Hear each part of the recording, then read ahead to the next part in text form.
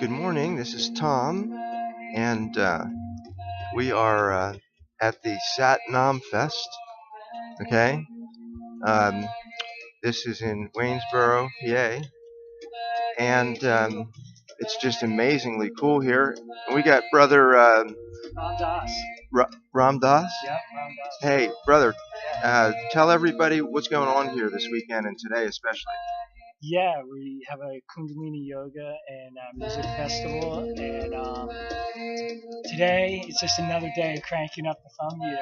We're doing like healthy yoga, and we're clearing all that's not serving us and surrendering it to the highest good, and bringing divine light and love, and yeah, just having a good time. Wow, that's great. Now, to the people that struggle with yoga, for whatever reason, I mean, like me, Yeah. like, how do we persevere with it, or is it just easier for women? What's going on with that? Women, well, originally yoga was for men. Originally, women have only been doing yoga probably since the last like 70 or maybe 100 years. But originally it was for men. But Kundalini Yoga specifically is so great because we incorporate all aspects of yoga. Here in the West, a lot of people just do physical posture, which is great. But in Kundalini Yoga, we incorporate breath work, pranayama, chanting, mudra, using our fingers, and all this together, plus with bhakti, coming from the heart, bhakti yoga, seva, giving service. All this combined together really makes a quick change in somebody. So, and the best part is if you're doing a posture that you can't get into, you just visualize that you're going into it, and the group consciousness will carry you. So the group that you're doing the yoga with will carry you, and you get the full benefits. So you're not at home by yourself. So here at Sat Nam Fest, when you go to a Kundalini yoga class, you're in community. Right. Community supports you. So, like, for all the Christians who are listening out there, Yeah. who are like, well, these guys are calling on other gods, and this is something that Jesus wouldn't approve of. Like, how would you respond to that? Well, I would say that all religions, doesn't matter what it is, we all have the one purpose, and the one purpose is to connect ourselves to everything around us, right, and to the universal consciousness. And so I wouldn't say that any one religion is the right religion. I think they're all the right religion. Because just like a tree, right? Many branches of a tree, but we all have one thing in common. The betterment of humanity, right? And being the best that we can be for ourselves presently and for future generations. So that's the common thread that we have. And I think that to be a true yogi, you have to really appreciate and really embrace all religions, all practices. Right? So, when Jesus said that at the end of time he's going to separate the sheep from the goat, okay, who would you say the goat are?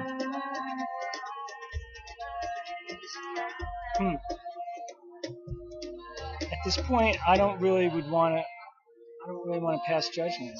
I really don't. I mean, we all have the ability to be liberated, and what it does is it starts with you, right? So you have to liberate yourself, meaning you have to take responsibility for your actions every day, and stop putting the blame game on everybody else.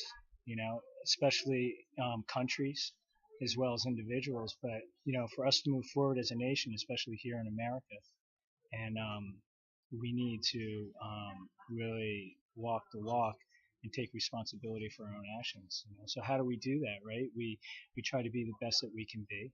That's a common thread, right? We do no harm to anybody else. And it's a brand new day, right? Every day we wake up, it's a brand new day. Yeah. Never been lived before. Yesterday was yesterday, and tomorrow's tomorrow. But if we live in the present moment, which a practice of yoga or meditation does for you, it gives you the opportunity to come from your heart space. Right. We won't be in fear mode. Fear mode is the ego worrying about what happened yesterday and worrying about tomorrow and blaming somebody else.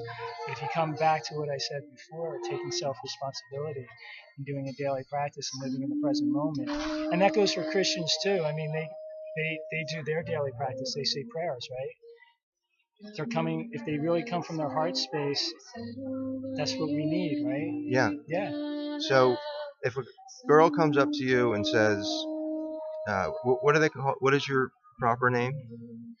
Ram Dass. Ram Dass. Yes. Okay. It said, Ram Dass. Right. I'm pregnant, and I really don't want to have a baby right now, and I'm thinking of having an abortion.